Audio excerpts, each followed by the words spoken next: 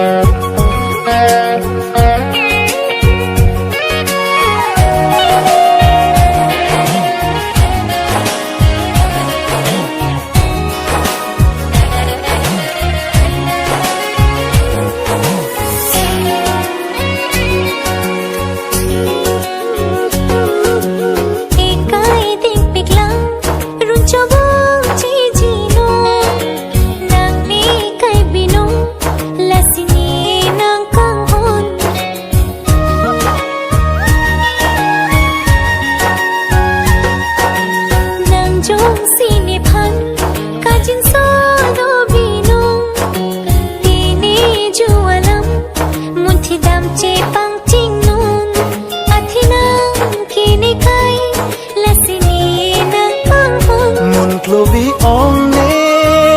ti mun thi ne nam seng ron hop lo ne an ni tang hom one ka ting hom ni nang jin so ong ni nang ting hon ong nang khan ne seng ri ri non bong li chu bo chi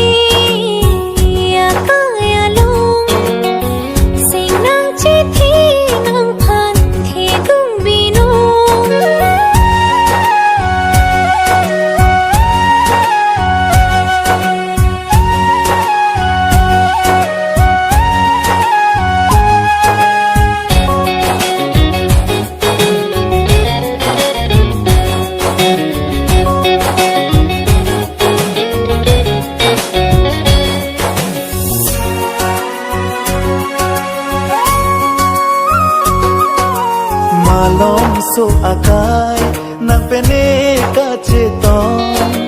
seng jing bar nang ji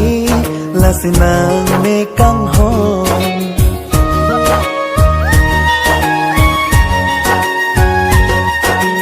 lahi lupuan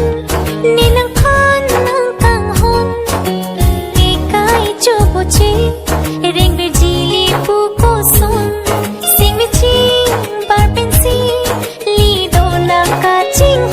sing duru dinon pini tan ke bong sing chepa thera sing chepa rong nam nang ne phan pu a la ane kang hong la le ne ko son sing chi ri ri bom te ko san li cho bo chi e kai arjon reng dog reng ni pen le bo chi nang bong nang pen ni a